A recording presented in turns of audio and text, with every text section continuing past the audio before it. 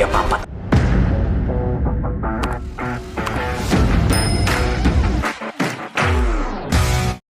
Kinausap niya si Father at inamin na may mahalagang papeles na matagal na niyang itinago roon, nakapangalan sa kanya. Agad nilang hinanap ang mga dokumento at hindi nagtagal ay matagumpay nila itong natagpuan.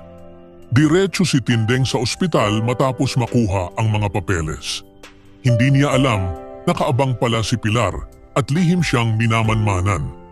Nang makita ni Pilar ang mga hawak ni Tindeng, agad niya itong hinarang at tinanong kung iyon ba ang mga papeles na ninakaw niya noon. Mariing itinanggi ni Tindeng.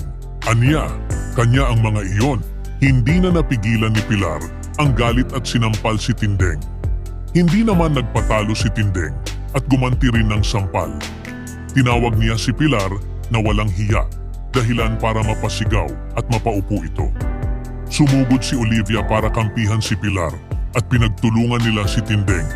Narinig ito ni Marites at agad siyang rumisbak para ipagtanggol ang kanyang ina. Galit na galit si Tindeng at ibinato sa mukha ni Marites ang hawak niyang mga papeles. Aniya, iyon ang dahilan kung bakit niya itinago si Marites noon kay Gustavo. Nagising si Tanggol sa commotion at tinanong si Marites kung ano ang nangyayari. Sagot ni Marites, marami pa siyang hindi alam, lalo na tungkol sa kanyang sariling pagkatao. Nagpunta si Marites sa bahay ng mga gerero. Tinanong siya ni Don Gustavo kung sino ba talaga si Tindeng. Diretsahan niyang sinabi na si Tindeng ang kanyang ina at si Gustavo ang tunay niyang ama. Hindi matanggap ni Miguelito ang narinig. Galit niyang pinaalis si Marites sa bahay. Inakusahan niya itong sinungaling. Pero matatag si Marites, wala na siyang pakialam. Ang tanging hiling niya ay matigil na ang patayan. Aniya, magkadugo sila kahit anong mangyari. Samantala, nagngingit-ngit din si Tanggol sa nalaman. Galit niyang sinabi kay Marites na ang mga gerero ang pumatay kay David. At kahit may dugong gerero siya, hindi siya magdadalawang isip na tapusin sila. Pinasok ng mga kalaban ang bahay na tinutuluyan ni Tindeng. Nasaksak ang isa sa kanilang kasamahan. Lumaban si Tindeng, pero sa huli ay nahuli rin siya. Ipinilit siyang isama kapalit ng buhay ng kanyang kasamahan. Kinausap ni Tanggol ang kanyang grupo. Ipinag-utos niya na protektahan si Fatima dahil nangako siya rito at pananagutan niya ang kaligtasan nito. Tumawag si Mayor Roberto sa isang konektado niyang pulis. Inutusan niya itong hanapin si Fatima at patahimikin bago pa ito makapagsalita.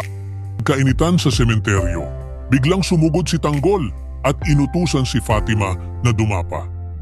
May nakatarget na pala rito. Mabilis na gumanti ng putok si Tanggol habang inaalalayan si Fatima. Habang tumatakas, tinamaan ng bala ang isa sa kanilang kasamahan. Napatigil si Fatima sa gulat.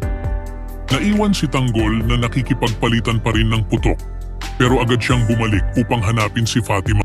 Habang papalapit si Tanggol, nakita niyang may lalapit kay Fatima na armado. Biglang napasigaw si Fatima, isang segundong babala bago ang putok.